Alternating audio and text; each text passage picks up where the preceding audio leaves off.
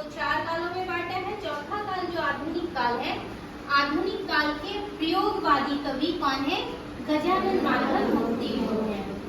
तो प्रयोगवाद में तार सप्तक की स्थापना हुई है, वो किसने किया है? सच्चिदानंद नीरानंद वात्स्यायन अकेले। तो तार सप्तक की ये कवि है कौन? मुक्तिबोध। तो मुक्तिबोध का जन्म हुआ है मध्य प्रदेश ग्वालियर में, है ना? कब जन्म हुआ? 1917 में। निधन कब हुआ? 1964 ईस्वी में। इनकी कई रचनाएं हैं, बुरी बुरी खाक भूल और चांद का मुंह टेढ़ा है, बात का सपना, सतह से उठता आदमी और मुक्तिबोध की रचनावली जो है ना वह 6 खंडों में प्रकाशित है। इसके संपादक कौन है? नेमी चंद जैन, ये संपादक है, ये इनकी रचना है। इसमें से एक पाठ हमें पढ़ना है 12वीं कक्षा में, जिसका शीर्षक क्या है?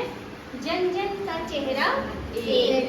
जन मतलब जनकार, जनता, जनता, जनकार, जनता। तो जितनी भी जनता है, चाहे वह दुनिया में कहीं की जनता हो, उसका चेहरा कैसा होगा? एक तरह से होगा। अब कोई व्यक्ति है, कोई जनता जिसके माथे पर सिंह गाया, ऐसा देखा? किसी का खून हो गया, किसी के दांत निकले हुए हैं, जानवर की तरह, नहीं ना? तो जानवर और आदमी में अंतर है।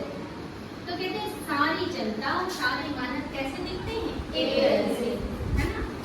देखकर पहचान जाएंगे ये आदमी है ना, और पहचान जाएंगे ये जानवर है, ये राक्षस है। तो आदमी, जनता, जनता का चेहरा कैसा है? एक है। कवि कहते हैं, और इस कविता के माध्यम में बताना चाहते हैं कि पूरी दुनिया में, पूरे विश्व में जनता का एक रूप है। अगर जनता उग्र होती है, गुस्से में आती है, तो एक तरह का दिखेगा। यहाँ की जनता का गुस्सा अलग तरह से होगा और जापान की जनता का गुस्सा अलग तरह से होगा, ऐसा है? ये कई तरह का होगा। यहाँ की जनता के चेहरे पर जो शांति होगी, अगर वह शांत है तो हर तरह से संतुष्ट है, तो चेहरा कैसा होगा? प्रसन्न चित्त होगा। ठीक वैसे ही चाहे वह किसी भी देश का हो, अगर वह हर चीज से संतुष्ट है तो उसका भी चेहरा कैसा होगा? प्रसन्न चित्त होगा, अच्छा दिखेगा, है ना? तो कहते हैं किसी भी देश का हो, किसी भी नगर का हो, किसी भी पुर का हो, तो सब जनता का चेहरा कैसा होगा? एक तरह से होगा। तो कहते हैं चाहे जिस देश प्रांत पुर का हो, जन जन का चेहरा एक। एशिया की, यूरोप की, अमेरिका की गलियों की धूप एक। चाहे वह कवि जो है ना, प्रयोगवादी कवि मुक्तिबोध, यह भी दर्शाना चाहते हैं कि प्रकृति की जो सुख सुविधा है, हमारा शरीर कितने तत्वों से बना है? 5 तत्वों से, क्षितिज, पावक, गगन, चंद्रिका, बताइए। तो ये 5 तत्व ईश्वर ने, परमात्मा, अल्लाह, गॉड, खुदा ने ये 5 तत्व हमें भरपूर दिया है। इसके लिए अलग से हमें खरीदना नहीं पड़ता है। मिट्टी है, हवा है, पानी है, अग्नि है, आकाश है, ये 5 चीज है और ये 5 चीजों से हमारा शरीर निर्मित हुआ है और इस कारण इस शरीर को ये 5 चीजों की आवश्यकता है।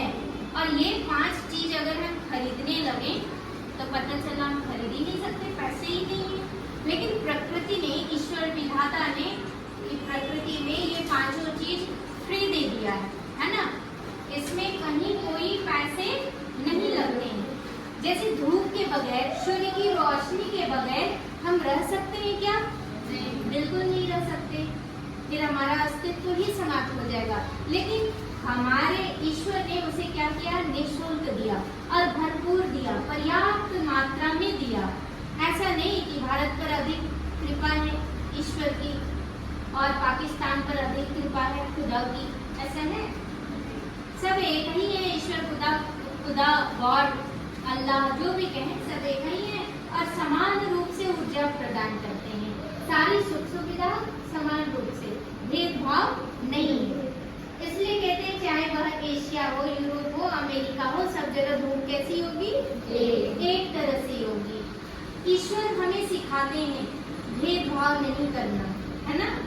इससे हमें संदेश मिलता है कि हमें भेदभाव नहीं करना चाहिए। किसी विद्यार्थी के प्रति शिक्षक का अधिक लगाव, किसी को तिरस्कृत करना, ये नहीं होना चाहिए, है ना। एक तरह का विचार, एक तरह का भाव, भेदभाव नहीं करना है। कहते हैं प्रकृति हमें संदेश देती है, कहते हैं सब जगह धूप कैसी जाएगी, एक तरह से। कहते हैं कष्ट दुख संताप की चेहरों पर पड़ी हुई झुर्रियों का रूप एक। अगर जनता कष्ट में, दुख में, संताप में रहती है तो उसके चेहरे पर क्या होगा, झुर्रियां पड़ेगी, शिकन होगा, है ना। एक चिंता की रेखाएं होगी, चिंता की रेखा होगी। चाहे वह व्यक्ति यहाँ का हो, भारत का हो कि अमेरिका का हो, यूरोप का हो, पाकिस्तान का हो, अफगानिस्तान का हो, कहीं का हो, अगर वह दुखी है तो चेहरे पर प्रसन्नता नहीं होगी, चेहरे पर क्या होगा, दुख, झुर्री होगी, रेखाएं होगी चिंता की। चेहरा कैसा होगा, झुलसा हुआ होगा, निराश, उदास, हताश होगा, है ना। तो पूरी दुनिया में कैसा होगा, एक तरह से होगा, चाहे वो कहीं भी जनता हो। कहते हैं जोश में ताकत, जोश में यूं ताकत से बंधी हुई मुट्ठियों का लक्ष्य, जोश में, है ना, या ताकत में मुट्ठी बांधता है तो वह कैसी ताकत होगी, एक तरह की, चाहे वह व्यक्ति कहीं का हो। ये समझा रहे हैं कवि कि चाहे दुनिया में, विश्व में किसी भी कोने का कोई भी व्यक्ति हो, क्या होगा, जोश में एक तरह की ताकत होगी, एक तरह से सब उठ खड़ा होगा। और अगर निराश है, हताश है तो एक तरह से भाव होंगे, चाहे वो कहीं का हो, है ना। कहते हैं पृथ्वी के गोल चेहरों और पृथ्वी के गोल चारों ओर के धरातल पर है जनता का दल एक पक्षी। कहते हैं ये पृथ्वी कैसी है, गोल। पृथ्वी कैसी है, गोल है, धरातल चारों ओर के धरातल पर गोल पृथ्वी है, अलग अलग देश हैं, खंडों में बांट दिया। भौगोलिक हमारा जो हमारी पृथ्वी है ना, भौगोलिक, ऐतिहासिक, सांस्कृतिक सब विरासत को देने वाली है, दर्शाने वाली है। तो कहते हैं यहाँ की जनता का क्या होगा, पक्ष एक होगा। और अगर हम मुट्ठियाँ बांधते हैं, ताकत में ताकत लगाते हैं, जोश में, तो क्या करते हैं, लक्ष्य कैसा होगा, एक है। चाहे वो कहीं का विद्यार्थी हो, चाहे भारत का हो कि जापान का विद्यार्थी हो, उसका लक्ष्य क्या होगा, एक तरह से, क्या हाथ नीचे करो, कि सफलता मिले, है ना। हर विद्यार्थी का लक्ष्य होता है वो टॉप करे, फर्स्ट करे, है ना। तो एक तरह का लक्ष्य होगा। हर जनता की इच्छा है, हर जनता का लक्ष्य होता है कि वह शांतिपूर्वक रहे। अशांति किसी को पसंद है, चाहे वो किसी देश का हो, किसी कोने का हो, किसी प्रांतपुर का हो, सबको शांति पसंद है और सबको सुख सुविधा पसंद है। अशांत और दुख में कोई रहना चाहता है, कोई नहीं पसंद करता। तो कहते हैं यह जितनी भी जनता है वह किसी भी पक्ष का हो, है ना, अलग अलग पक्ष में बढ़ जाते हैं, अलग अलग दल में बढ़ जाते हैं। जनता दल, तो क्या भाजपा दल, क्या करते हैं, भारतीय जनता पार्टी, कांग्रेस दल इत्यादि जितने भी हैं, लेकिन सबका लक्ष्य एक ही होता है, एक ही उद्देश्य है, क्या, सब सुख शांति से आपस में सौहार्दपूर्ण वातावरण में रहें, ठीक है। कहते हैं जलता हुआ लाल की भयानक सितारा, एक लाल जलता हुआ जो आकाश में दिख रहा है वो क्या है, सूर्य है। और वह सूर्य कैसा दिखता है, सबको लाल ही दिखेगा ना। अगर हम अमेरिका में हैं तो सूर्य में हरा दिखेगा क्या, नीला दिखेगा नहीं, एक तरह का दिखेगा, ठीक है, साइड। तो कहते हैं आगे कि उद्दीपित उसका विक्रांत सा इशारा, एक गंगा में, इरावती में, मीनान में, अपार अकुलाती हुई नील नदियां में, जन्म सौरी में वेदना से गाती हुई, बढ़ती बढ़ाती हुई जिंदगी की धाराएं। अब कोई भी नदी हो, चाहे इस देश का हो कि दूसरे देश का हो, जल का बहाव तो एक तरह से होगा, जल की गति एक तरह से होगी कि अलग अलग तरह से होगी, नहीं ना। सबका पानी एक तरह का होगा, कहीं का पानी क्या होगा, हरा हो जाएगा, कहीं का ब्लू हो जाएगा, पानी का जो रंग है वही होगा। ठीक है, तो कहते हैं और अगर उसमें उस जल के वेग में हमें वेदना सुनाई दे रहा है, कष्ट पीड़ा सुनाई दे रहा है, तो एक तरह का ही सुनाई देगा, अलग अलग नहीं।